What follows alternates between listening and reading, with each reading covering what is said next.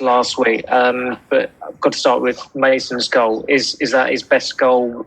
Is he getting better? I mean, it looks like he's getting better, but what more is there to say about him at the moment? Oh, well, he's getting better. You can see clearly that he's maturing, improving. He's only 18 still, so we'll see more from him. I've said it throughout the year that as long as we can get him faced up in and around the box, he'll create chances for us. But today, his hold-up play and his link-up play and his general movement was fantastic as well.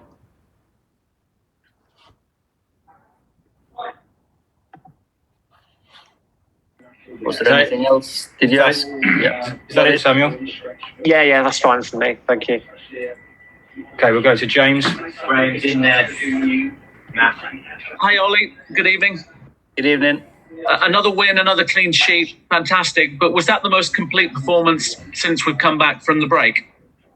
Well, I think we played well against Sheffield United as well, to be fair. But of course, you go away here and have a clean sheet and manage to take players off after an hour. It's been a great night for us. Have you got a clearer idea of your strongest 11, or are other players trying to get into that 11? I know you're rotating things, but did you put your 11 out? We've got many games coming up, and we'll keep chopping and changing, and players are getting better and better.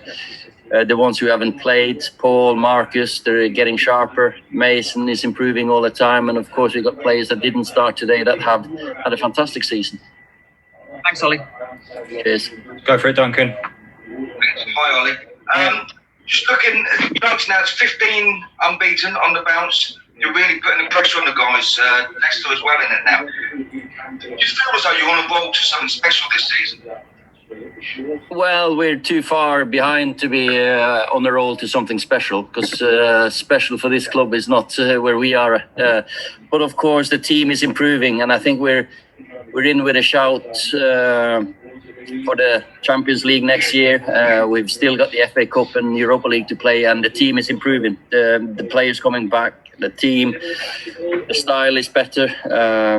I think we can play against different types of teams now. We know we've got pace and pace on the counter and pace when the space are there. But now we got more players, and we're better at dominating teams as well. You look as though you've got goals from all over the pitch. You look as though you're a threat to anybody as you go forward. And Paul and Bruno are already showing signs of linking up very well. You must be excited about what they look for. Of course, it's been good since the restart. I think everyone's worked really hard over the restart, and we agreed before the lockdown what we're going to do, and I think everyone's been true to the word and come back fitter and stronger, and we're ready to keep pushing on and challenging the teams in front of us. Brilliant. Thanks, Ollie. Thanks. Paul Hurst, do you want to go next? Hi, Ollie. Hi. How does it feel as a manager to have someone like Mason who can play both flanks, he can play with both feet, and it's pretty much impossible for fullbacks to see, to judge what he's going to do? Of course, it's great when he can go inside and outside, both to his left and to his right. So he's a special talent, special kid that we're going to look after, try to develop into a top player. Of course, he's playing well now, but he's still young. He's got things to learn. He knows that. And but we got a special talent there that we got to nurture. Thanks. Okay, Joseph, do you want to go next? Hi, Ollie. Hi. A lot has been made about the attacking displays, but I think that's 11 clean sheets in the last 15 games now, unbeaten. So how important is that going to be, do you think? And would that be the difference in finishing in the top four or not? Because there's been a big improvement. Like, maybe can you explain why there's been that improvement recently? You can see with the quality and talent we've got going forward that if we have a foundation to play from with a good shape, with good press high, and also with a back four that's used to each other. And David made 2 tremendous saves today, to be honest. So there's loads of reasons behind the clean sheets, but that's always the foundation in any team, to be honest. That you have to have a shape to start from, and the intensity in our defensive work was great. and Bruno mentioned a special word for the defensive unit and said, don't worry about Paul and I playing, but defensively we were really good tonight. So that togetherness throughout the team, do you feel like it's all gelled rather than being different defensive and attacking units now? Yeah, definitely. We know that we're 11 men attacking and 11 men defending. We defend from the front. Anthony, Bruno, Marcus and Mason today, I thought they pressed Brighton because we know how difficult it is to play against Brighton, and we stopped them getting a rhythm. And of course, the screen in front of the back four with Paul and Nemanja is quite big to get past as well. So very, very happy with the shape and the intensity. Thanks, Ole. Thanks. Okay, Laurie, you next. Hi, Ole. Okay. Hiya.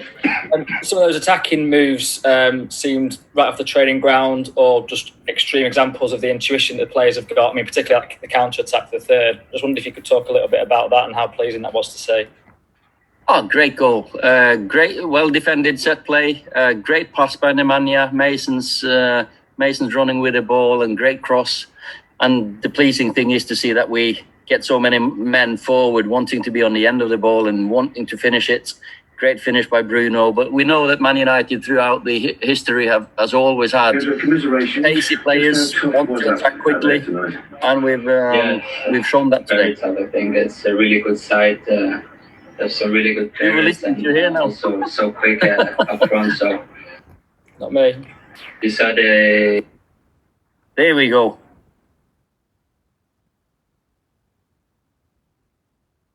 Is that it? Hi there, Ollie. Hi, Ollie. Yeah, hi. Obviously, you played in a Manchester United team that had so many match winners. When you just go through the list of players that that you played alongside, but since the comeback, I think we've seen that this team has those as well now, doesn't it? You're not relying on 1, 2, or even 3 players. You can rely on goals and everything throughout the team, can't you? Just how important is that? I think it's very important that you have players who chip in. Of course, Marcus and Anthony, they've been the majority of the goals, 19 each this year. But Bruno's come in, done fantastic. Mason's always chipping in with goals, and we know Paul's going to get some goals. I thought Scotty was close today. Dan was close. So Odion's come in and done well. It's important. We can't rely on... We've never had one... or we have, to be fair. Ruud scored 50, 60 goals, to be fair, and Cristiano. But we've always had players who can win a game for you. Cheers, Ollie. Okay, I think that's it. Looks like. Yeah, towards the end then, Paul Hayward, I think this was your last game, so I just want to wish you all the best in the future, writing a book. So all the best, Paul, and hope you have a good retirement.